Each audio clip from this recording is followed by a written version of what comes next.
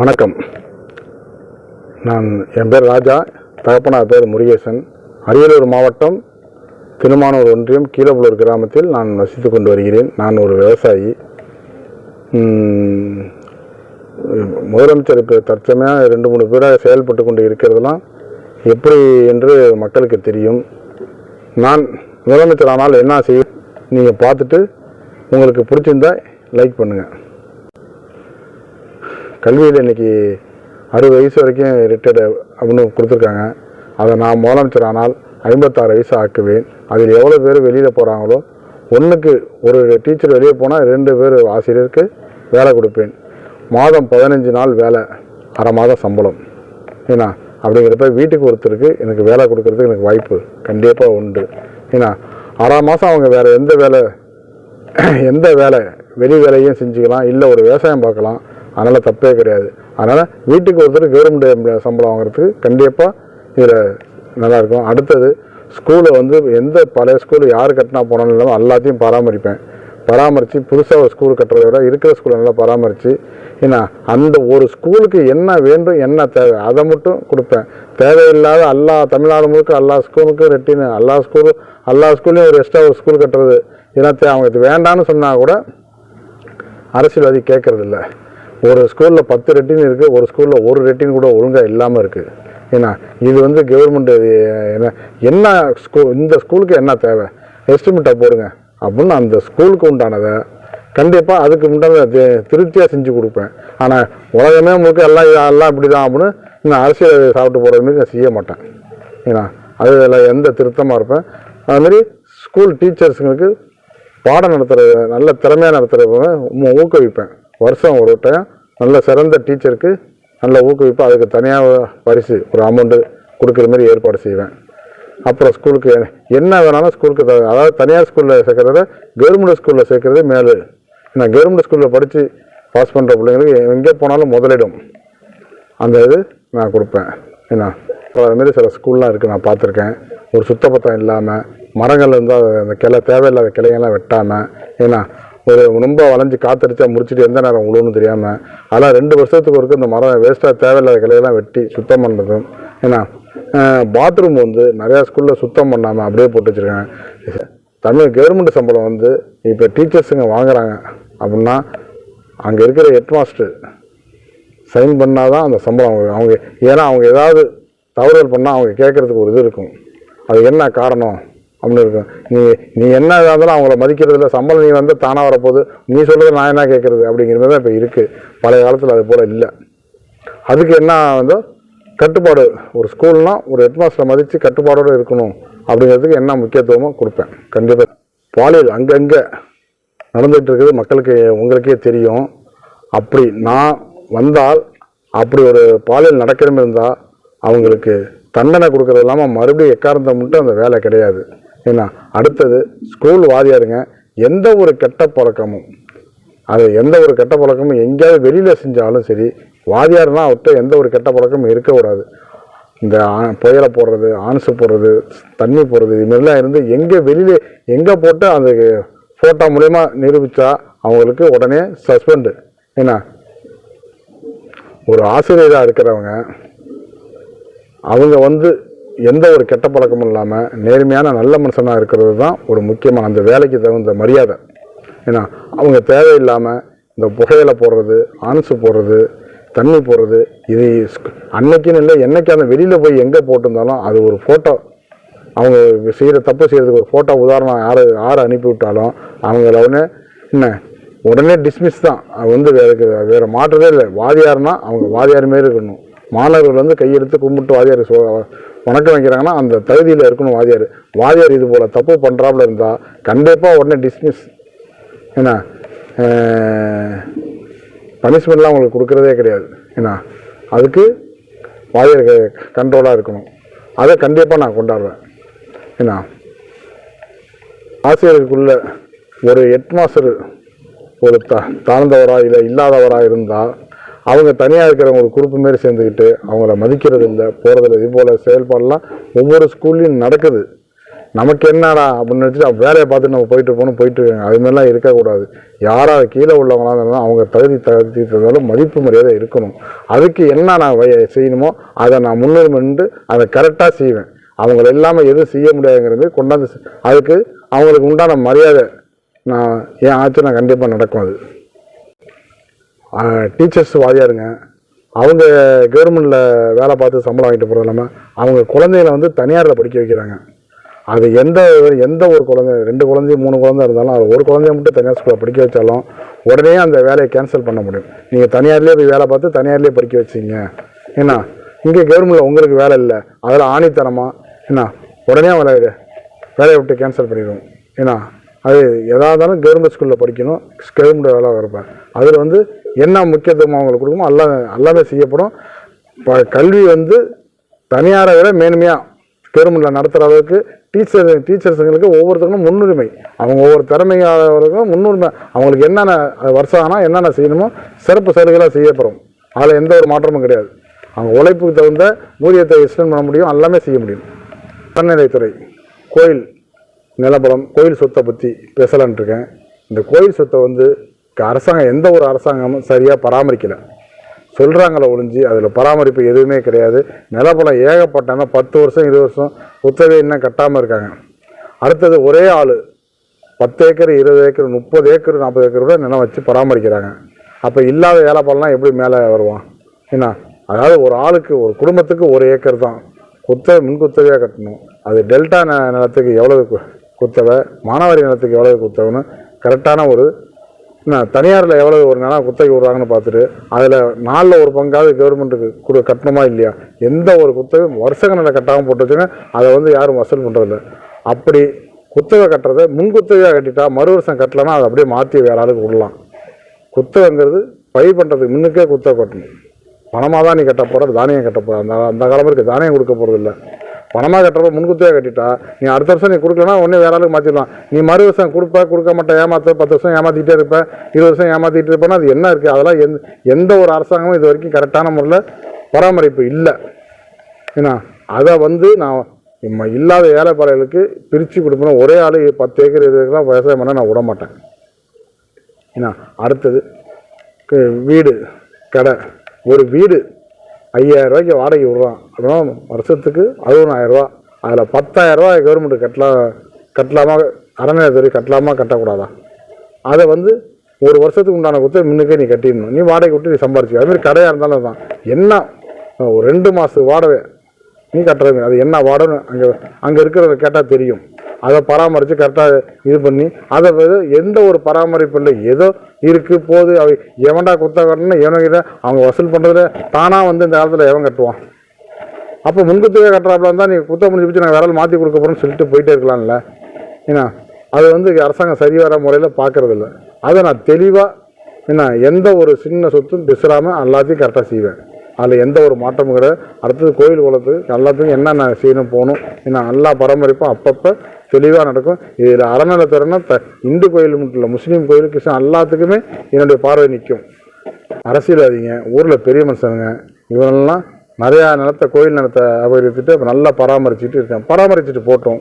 ஏன்னா அவங்களுக்கு உண்டானது என்னமோ ஒதுக்கிக்கிட்டு அதுக்கு உண்டான குத்தகை கட்டணும். அது எதுவாக இருந்தாலும் கட்டடம் வீடெல்லாம் பொறுத்து முன்குத்தகை கட்டணும். முன்னுக்கு அந்த இதில் அறநிலையத்துறை அரசியல்வாதிங்க ஏகப்பட்ட நிலத்தை வளைச்சி வச்சுக்கிட்டு அவங்க அனுபவிச்சுட்டு இருக்காங்க. அதெல்லாம் சுத்தமாக அறவே அரசியல்வாதிகளுக்கு கோயில் நிலத்துக்கு எந்த ஒரு பாத்தியமும் இல்லை. எல்லாமே பிடுங்கி இல்லாத ஏழை பாலருக்கு ஒவ்வொரு ஏக்கரா கொடுத்து அதை வந்து முறையாக எப்படி பயன்படுத்தி செய்வேன். கண்டிப்பாக அதில் வந்து எந்த ஒரு மாற்றமும் இருக்காது. கண்டிப்பாக செய்வேன். இன்றைக்கி விவசாயிகளுக்கு இலவச மின்சாரம் நிறைய கொடுக்குறாங்க. ஆனால் மின்சாரத்துறையில் கடைன்னு சொல்கிறாங்க. அது எந்த விதத்தில் நான் ஏற்றுக்கிறதுன்னு எனக்கு தெரியல. ஒரு 50 சென்ட் 1 ஏக்கர் இருக்கிறவனுக்கு இலவச மின்சாரம் கிடைக்க மாட்டேங்குது. 5 ஏக்கர் 10 ஏக்கர் 20 ஏக்கர் 30 ஏக்கர் இலவச மின்சாரம் தராங்க. அவன் பைப் லைன் போட்டு தண்ணி அங்கங்கே விற்றுட்ருக்கான். இதெல்லாம் கண்காணிக்க மாட்டேங்கிறாங்க. ஏன்னா இலவச மின்சாரம்னு சொல்கிறாங்க. அது வந்து இலவச மின்சாரத்தை தண்ணி யாரால்கிட்ட விற்கலாமா? ஏன்னா அதில் இல்லாத ரொம்ப 1 ஏக்கர் 50 சென்ட்டுங்கிறது அது கிடைக்கவே மாட்டேங்குது இலவசம். ஏன்னா இதெல்லாம் நான் வந்தால் உடனே அதெல்லாம் அதுக்கு என்ன பண்ணுவேன். ஒரு பெட்டிக்கிட்ட வச்சுருந்து பக்கத்தில் ஒரு ரைட்டை போட்டால் அதுக்கு உடனே ஃபைன் பண்ணுறாங்க போகிறாங்க. ஏன்னா எவ்வளோ தவறுதல் நடக்குது, மின்சாரத்தில் எவ்வளோ குளறுபடி நடக்குது. ஏன்னா இதெல்லாம் வந்தால் அந்த குளறுபடி இல்லாத அளவுக்கு ஏன்னா உடனே கட்டுவேன். அதில் சரியான வேலை ஆட்களும் சரியாக இருக்கிற மாரி நான் எப்போதும் அதை வந்து வழி நடத்துவேன். ஏன்னா மின்சாரத்தோட இதோட இருக்கிறது நல்லா மேன்மையாக கொண்டாடுறதுக்கு நான் என்ன செய்வேன். மின்சாரம் வந்து அங்கங்கே விவசாயி லைனை போட்டு திருட்டு கரண்ட் இருக்குதான், அதெல்லாம் சரியான முறையில் பார்க்குறதில்ல. என்ன தண்ணியை வந்து பெரிய பெரிய விவசாயி தண்ணியை வெளியில் அடுத்த ஆளுக்கு விற்கிறான், அதையும் பார்க்குறதில்ல. அது எப்படி விற்கிற இலவச மின்சாரத்தில் அடுத்த ஆளுக்கு தண்ணி விற்கிறதுக்கு என்ன ரைட்ஸ் இருக்குது? என்ன அவன் தண்ணி வாங்குறவன் இல்லாதவன் 1 ஏக்கர் 50 சென்ட் வச்சுருக்கிறவன், அதனால தான் தண்ணி அவன் இவன்கிட்ட கொடுத்து வாங்குறான். அவனுக்கு நம்ம அந்த வசதியை செஞ்சால் இவன்கிட்ட ஏன் அந்த தண்ணியை வாங்குறான்? ஏன்னா இதை உடனே அதுக்கு என்ன இதோ உடனே சரி பண்ணி தருவேன். ஏன்னா இல்லை சின்ன விவசாயிகளுக்கும் அவங்க மின்சாரம் வழங்குற மாதிரி செய்வேன். அடுத்தது உடனே திருட்டு மின்சாரத்தை உடனே அதுக்கு என்ன கண்டுபிடிப்போம் எல்லாம் செய்வேன். ஏன்னா அதில் எந்த ஒரு மாற்றமும் இல்லை. கண்டிப்பாக விவசாயத்துறைக்கு வந்து கவர்மெண்ட் பணம் வாங்கினுச்சுன்னா இருக்கிற விளைபொருள் கரும்புக்கு எல்லாத்துக்கும் விலை ஏற்றினாக்கா நாங்கள் கரண்ட்டுக்கு பணமே கட்டிட்டு போகிறோமே, அது என்ன பெரிய இது ஆகுது? நான் விவசாயத்தினா கரண்ட்டு கம்மி பேசி தான் போட போகிறாங்க. அப்படிங்கிறப்ப அந்த கம்மியாக இருந்தாலும் நாங்கள் கட்டுறதுல எந்த ஒரு மாற்றமும் இல்லை. ஏன்னா அதே கரும்புக்கு அதை தகுந்த ரேட்டு கொடுங்க, நெல்லுக்கு அந்த ரேட்டு கொடுத்தா நாங்கள் விவசாயத்துக்கு கரண்ட்டுக்கு பணம் கட்டுறது எங்களை நாங்கள் ஏன் திருட்டு பெரிய கரண்ட்டு வேணாம், திருட்டு கரண்ட்டு எங்களுக்கு வேண்டாம். ஏன்னா அப்படின்னு விவசாயி நிறைய பேர் இந்த கோரிக்கை வைக்கிறாங்களே, என்கிட்ட நிறைய பேர் சொல்லியிருக்காங்க, நான் நிறைய பேர் பேசியிருக்கிறேன். ஏன்னா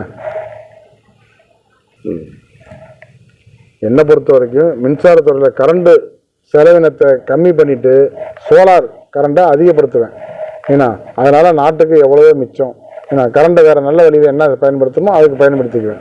விவசாயிகளுக்கும் அதிகம் சோலார் உற்பத்தி அவங்களுக்கு என்ன செய்யணும் செஞ்சு கொடுத்துருவேன். அதில் எந்த ஒரு மாற்றமும் இல்லை. என் ஆட்சிக்கு வந்தால் போடும் பேட்ரி பஸ்ஸு, இந்த டீசல் பஸ்ஸெல்லாம் உடனே எல்லாத்தையும் நிப்பாட்டிடுவேன். ஏன்னா இதனால் ஏகப்பட்ட செலவினம் தான் ஆகுது. இதில் நடுப்புற இருக்கவங்க நிறையா பேர் இதில் கோல்மால் நடக்குது, திருட்டுத்தனம் நிறையா நடக்குது. ஏன்னா அதே சோலார் மின்சார பஸ் போட்டால் இந்த அளவுக்கு அதில் திருடுறதுக்கு வாய்ப்பு கிடையாது. அதனால் கவர்மெண்ட் அதனால் சீக்கிரம் மாற்றாமல் இதே இன்னும் ஓட்டிகிட்டு இருக்குது.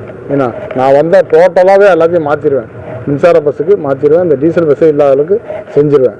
ஏன்னா அதில் எந்த நிறைய மெடிக்கல் ஹாஸ்பிட்டலு கவர்மெண்ட் ஹாஸ்பிட்டல்லாம் போய் பார்க்குறப்ப சுகாதாரம் இல்லாமல் லெட்டின் பாத்ரூம்லாம் ரொம்ப அசிங்கமாக அது ஏதோ கடமைக்கு டெய்லி ஒரு டைம் க்ளீன் பண்ணால் போதுன்னு வச்சிட்ருக்காங்க. அதெல்லாம் வந்து ஒரு நாளைக்கு 4 முறை 5 முறை அதை சுத்தம் பண்ணுற மாரி நீட்டாக வச்சு ஹாஸ்பிட்டல் வச்சுருந்தோம். அதுமாரி டாக்டர் எனி டைம் அங்கே இருந்து டாக்டர் போய் சில டாக்டர்லாம் கையெழுத்தை போட்டு வெளியில் எங்கிட்ட வெளி வேலைக்கு போயிடுறாங்க. அதுமாதிரிலாம் இல்லாமல் அவங்கெல்லாம் உடனே கண்காணித்து அவங்க அதுக்கு உண்டான தக்க ஃபைன் என்ன செய்யணுமோ தண்டனை விடுமோ அதில் உடனே எனி டைம் டாக்டர் அங்கே அந்த அவங்க டியூட்டியில் அங்கே இருக்கணும். ஏன்னா அதுமாரி பராமரிப்பேன். மெடிசன் நல்ல மெடிசனாக கவர்மெண்ட்டே தக்க ஆப்ரேஷன் நல்லா இலவசமாகவே தனியார் ஆஸ்பத்திரி போகாத அளவுக்கு எப்படி என்ன செய்யணுமோ எல்லாமே தெளிவாக கவர்மெண்ட்டில் செய்கிற அளவுக்கு நானே அதுக்கு முன்னின்று ஏற்பாடு பண்ணுவேன். ஏன்னா அடுத்தது டியூட்டி டயத்தில் டாக்டர் அந்த டயத்தில் இருக்கணும். அது இல்லாமல் வெளியில் போனால் அவங்களுக்கு உண்டான தக்க தண்டனை கொடுக்கப்படும். அது வந்து வேலையை விட்டு கேன்சல் பண்ணுறத கூட செய்வோம். அதனால் அதில் எந்த ஒரு மாற்றமும் இருக்காது. மருத்துவம் கால்நடை மருத்துவம் வந்து டாக்டருக்கு அவருக்கு என்ன டியூட்டியோ அந்த டயத்தில் ஆஸ்பத்திரிக்கு வர்ற ஆடு மாடுங்களுக்கு சிகிச்சை பார்த்த பிற்பாடு அவர் வந்து வெளியில் வரணும், நம்ம ஆடு மாடுங்க கொண்டாட ரொம்ப சீரியஸாக இருக்குன்னா அதை வந்து அவர் டியூட்டி டயத்தில் போய் பார்க்குறப்ப அவங்கள மக்கள்கிட்ட எந்த ஒரு காசு பணமும் வாங்காமல் போய் பார்த்துட்டு வரணும். அவர் தனிப்பட்ட முறையில் அவர் டியூட்டியில் இல்லாத போய் பார்த்தா அப்படி டியூட்டி டயத்தில் மக்கள்கிட்ட காசு வாங்கினா அதுக்கு என்ன முடியுமோ அவர் டாக்டருக்கு அந்த இது எடுக்கப்படும். அதுமாரி நேரத்தில் செய்யக்கூடாது. மக்கள்கிட்ட காசு இது வாங்காமல் கவர்மெண்ட் மருந்தை யூஸ் பண்ணி இலவசமாக செஞ்சுட்டு வரணும். நான் எந்த நேரத்தில் வந்து கூப்பிட்டாலும் அந்த டியூட்டி டயத்தில் போகணும். டியூட்டி டயத்தில் அந்த ஆஸ்பத்திரி விட்டு வெளியில் போகிறாருன்னா எங்கே போகிறாரு யாருக்கு போகிறாரு எழுதி வச்சுட்டு போகணும். கம்பவுண்டரும் ஹாஸ்பிட்டலில் இருக்கணும். ஏன்னா அந்த தெளிவாக இருக்கும். அவங்க ஆஸ்பத்திரிலாம் 1 மணி நேரம் 2 மணி நேரம் எந்த டாக்டரும் டியூட்டி பார்க்குறது இல்லை. எங்கே பார்த்தாலும் வெளியில் சுற்றுறது போகிறது, இப்படியே வெளியில் வைத்தியம் பார்த்துக்கிட்டு சுற்றிட்டு இருக்கேன். அதை வந்து ரொம்ப ஸ்ட்ரிக்டாக வந்து செய்வேன். அதில் எந்த ஒரு மாற்றமும் கிடையாது.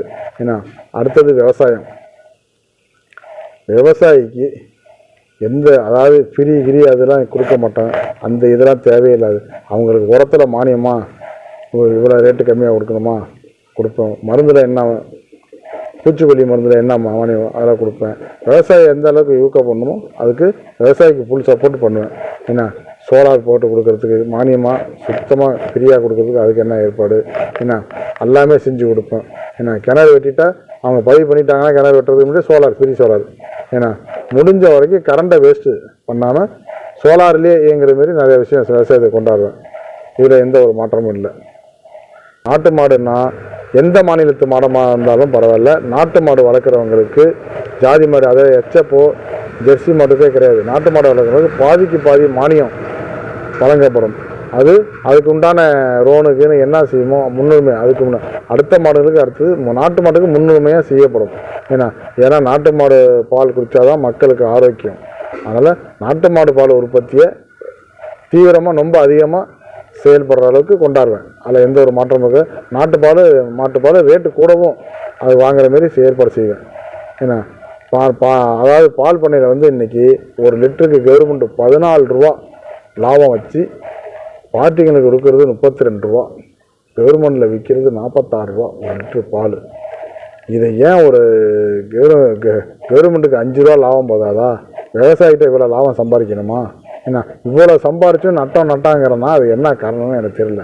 என்ன நடுப்புற இருக்கவங்க ஏதோ குளறுபடி பண்ணுறதுனால தான் இவ்வளோ நட்டம் வர்றதுக்கு காரணம். ஏன்னா இது தனியார் எடுத்து நடத்தினா அது நல்ல லாபம் இல்லை அவங்களுக்கு. கவர்மெண்ட்டு தான் வந்து மக்களுக்கு கவர்மெண்ட்டில் தானே பால் கிடக்குது. என்ன அதை மக்களுக்கு உடனே 5 ரூபாய்க்கு மேலே பாலுக்கு லாபம் இல்லாமல் கவர்மெண்ட் பால் பண்ண இயங்கும். நான் ஆட்சிக்கு வந்தான் அதில் எந்த ஒரு மாற்றமும் கிடையாது. ஏன்னா அதை வந்து இப்போ இருக்கிற முதலமைச்சர் ஏற்கனவே இந்த முதலமைச்சர் எந்த முதலமைச்சரும் கொண்டாடல. விவசாயிகிட்ட 14 ரூபா லாபம் பார்க்கணுமா ஒரு கவர்மெண்ட் ஒரு லிட்டர் பாலுக்கு?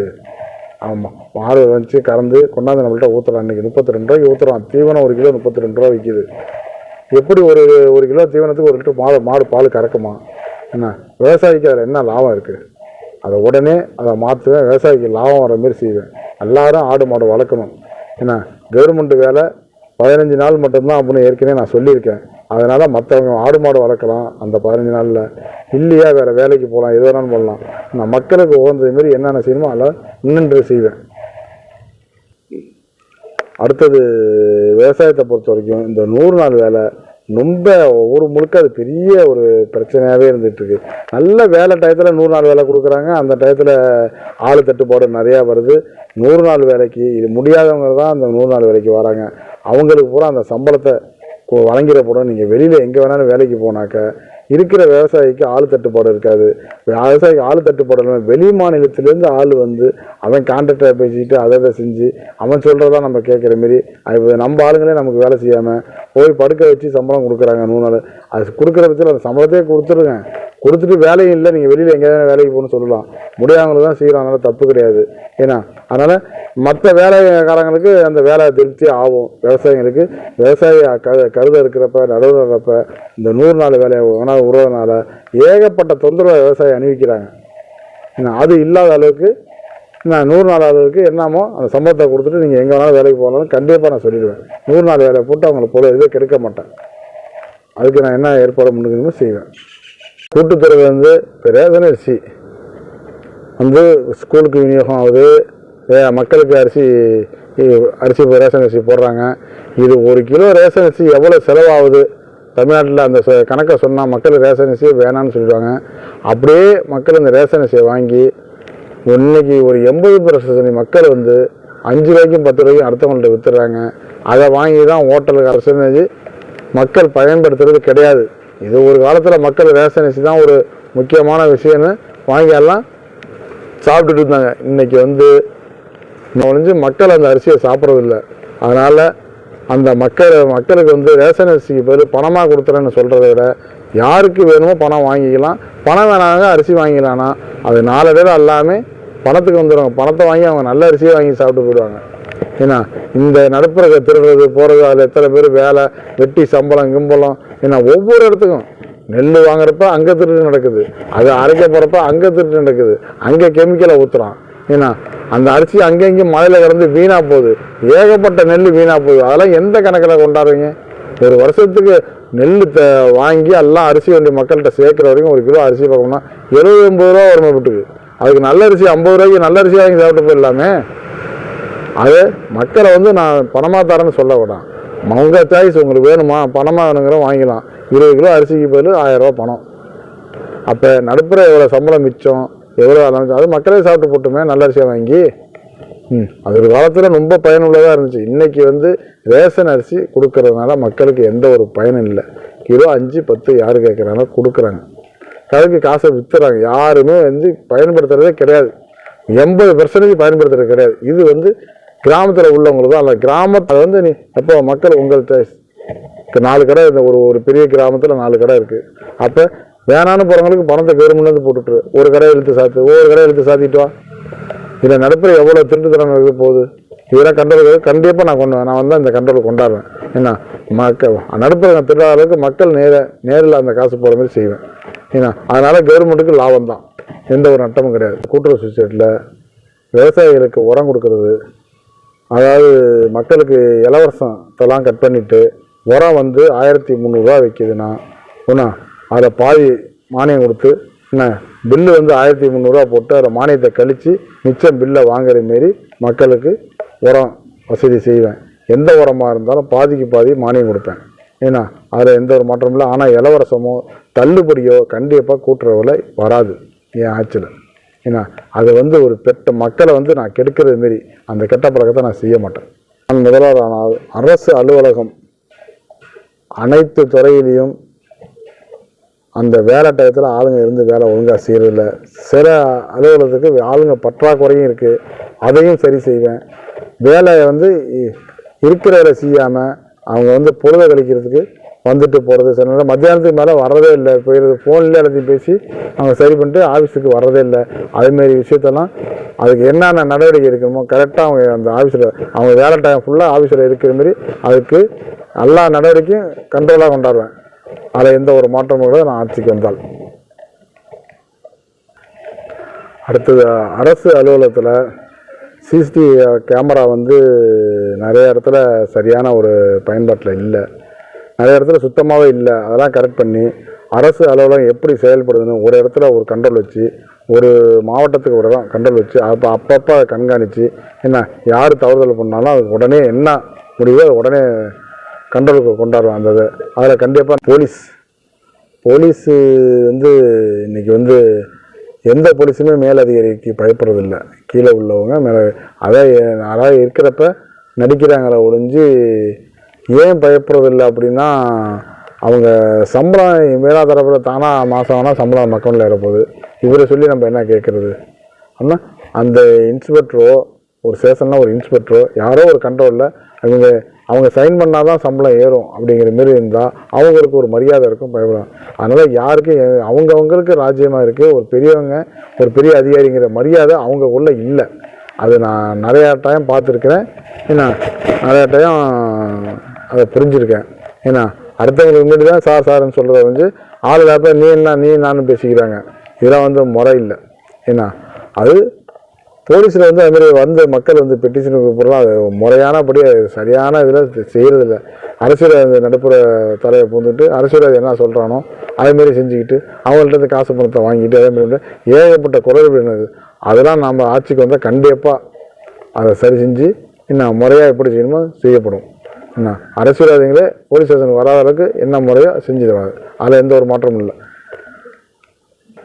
அடுத்தபடியாக அரசு வேலையில் பொதுவாக அனைத்து துறையிலையுமே 15 நாள் அரை மாதம் மட்டும்தான் வேலை. 15 நாள் வேலை பார்த்துருந்தால் அவங்களுக்கு அரை மாத சம்பளம் வழங்கப்படும்.